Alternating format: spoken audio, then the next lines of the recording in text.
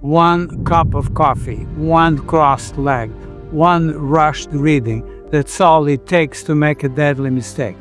A mistake that could lead to the wrong diagnosis, or worse, hide a heart attack waiting to happen.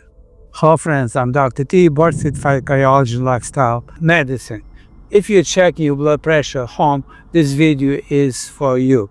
Today, I'm going to walk you through the top 10 deadliest blood pressure mistakes, and I'll also demonstrate step by step how to take your blood pressure home the correct way.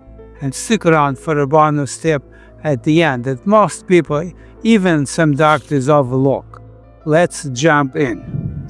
So I'm going to show you today how to properly take your blood pressure at home.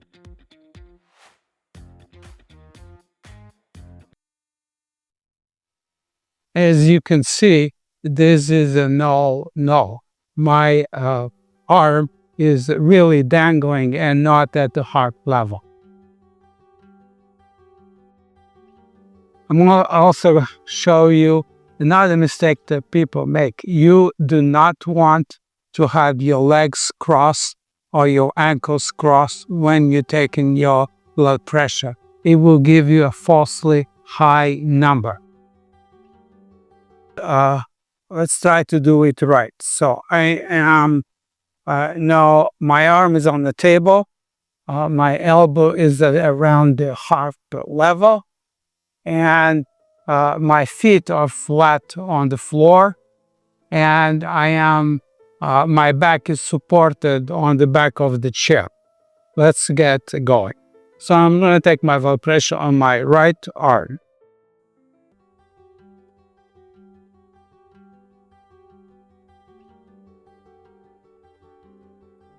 So we got 102/66. That's excellent numbers.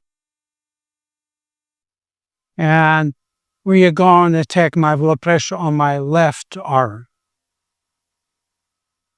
You always, at least once, need to take your blood pressure in both arms. And the highest number is the one we want to keep tabs on. So I'm going to take my blood pressure on my left arm.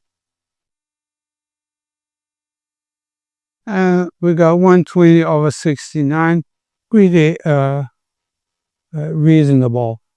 Now that you watch how to take a blood pressure home, I'm going to ask you this question.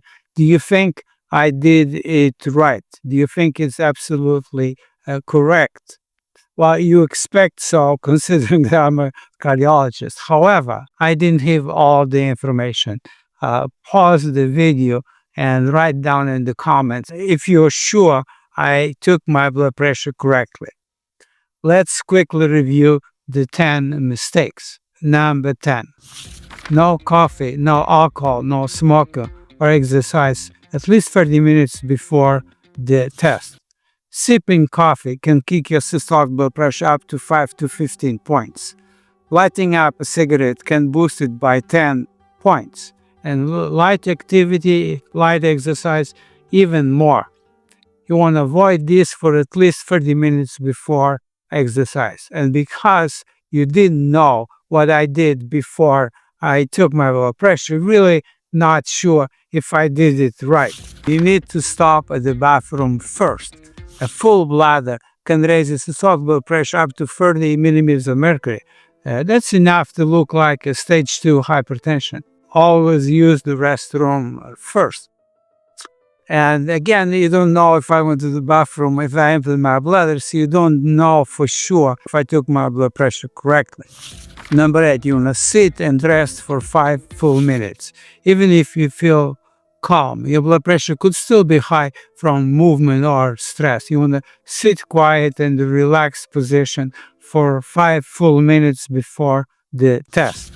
Number 7, you want to sit in the correct position.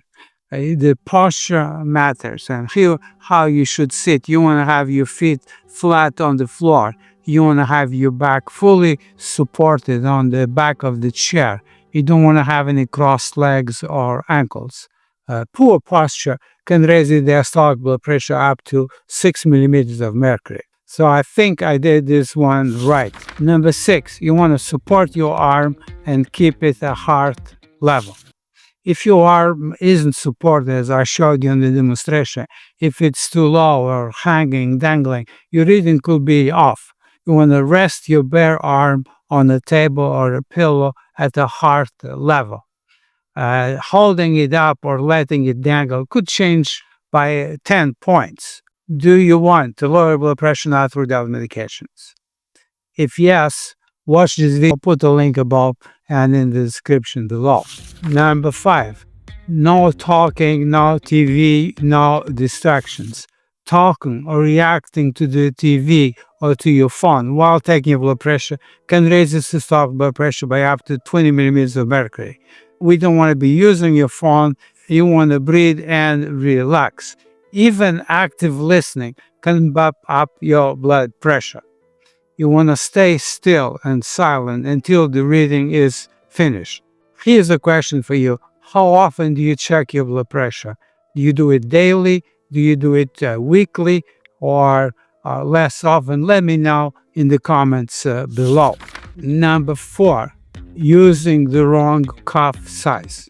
The cuff size is crucial.